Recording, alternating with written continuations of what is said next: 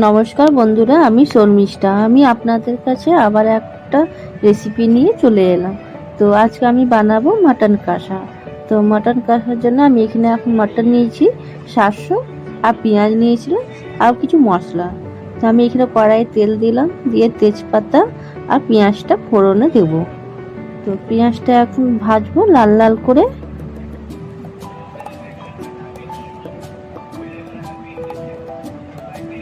পেঁয়াজটা কিন্তু আমার লাল লাল করে ভাজা হয়ে গেছে। এর থেকে বেশি আমি পেঁয়াজটাকে ভাজবো না বন্ধুরা। এবার আদা রসুনের পেস্টটা দিয়ে দিলাম।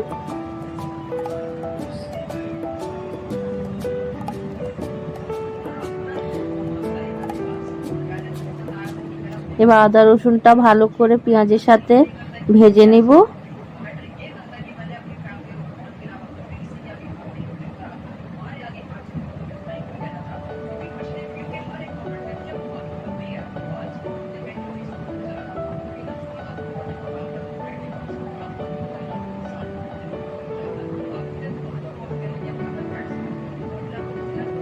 এবার উপর থেকে জিরা গুঁড়ো দিলাম,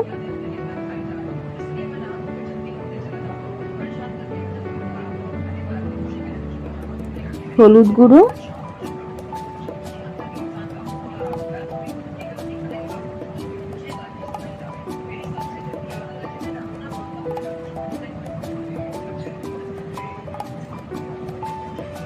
ধনে গুঁড়ো,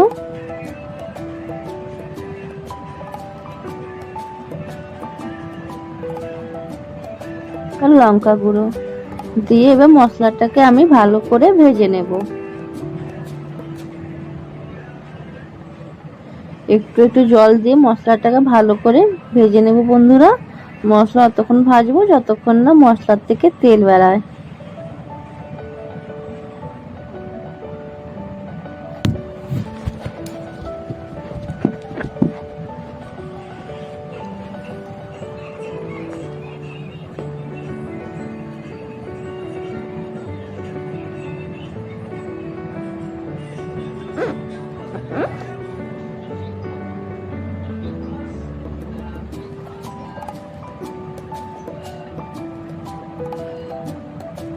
মশলাটা আমাকে আর একটু ভাজতে হবে বন্ধুরা।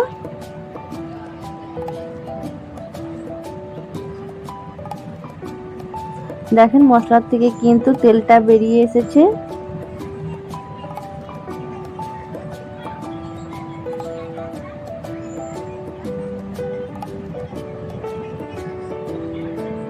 মানে আমার মশলাটা কিন্তু এখন ভাজা হয়ে গেছে। এর থেকে বেশি ভাজবো না মশলাটা।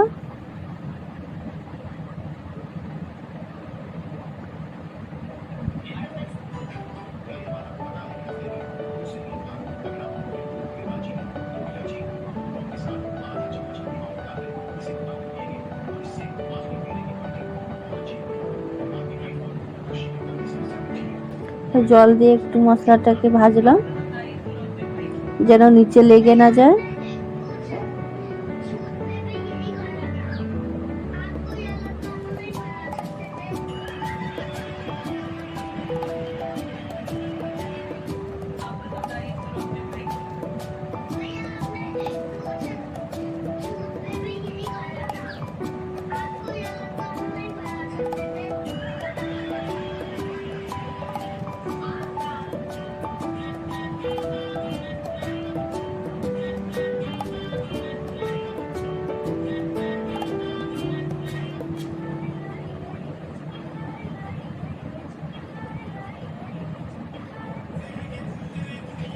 এবার আমি মটনটা দিয়ে দিলাম।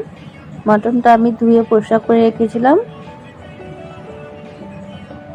মটনটা দিয়ে মশলা দিয়ে এখন ভালো করে কষাবো। মটন যত কষানো যায় অত মটনের টেস্ট আসে বন্ধুরা।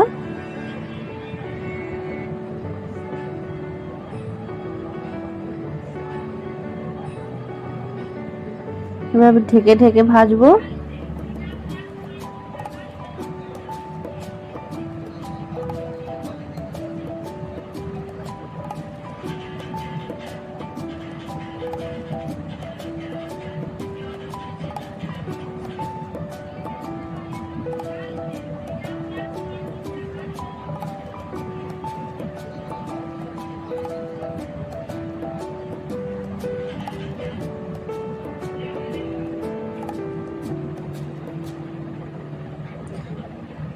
মটনটাকে ভালো করে কষাতে হবে বন্ধুরা। সেই জন্য আমি এখন এটা মটন কষাতে আমার আধা ঘন্টা টাইম লেগে গেছে।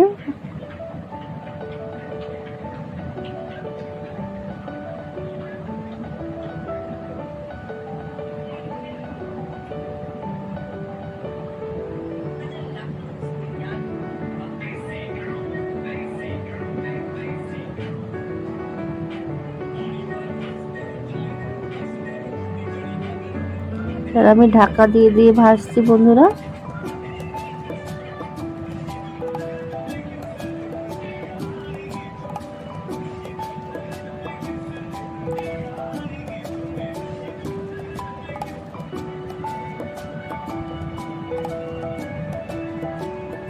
দেখেন মটন থেকে নিজেই জল বেরিয়েছে। আমি কিন্তু এখনো জল দিইনি।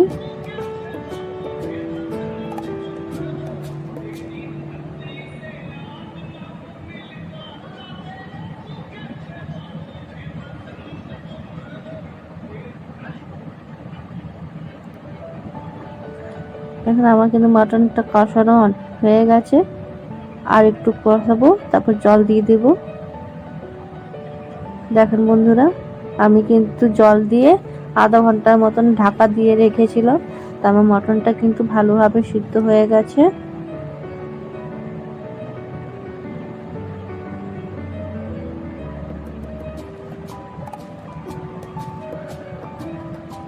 আর আমি এখন কিন্তু গরম মশলাটা দিয়ে দিয়েছি। আপনাদেরকে আমি দেখাতে পারলাম না, উপর থেকে গরম মশলা গুঁড়ো দিয়েছি।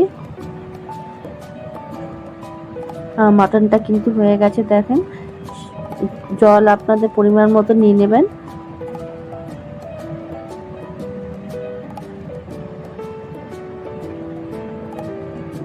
আমি এখন কড়াই ওভেনটা বন্ধ করে দিলাম।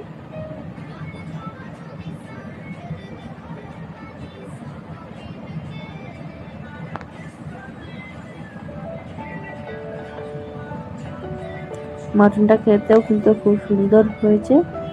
দেখেন আমার এখানে মটন কষাটা হয়ে গেছে, তার সাথে আমি দেখাচ্ছি পোলাও। তো যদি ভালো লাগলো মটনের এই রেসিপিটা, তাহলে লাইক, শেয়ার, সাবস্ক্রাইব করে দিবেন। কমেন্ট করে জানাবেন কেমন হয়েছে। আর ঘরেও আপনারা এমনি করে বানিয়ে খাবেন, খুবই ভালো লাগবে।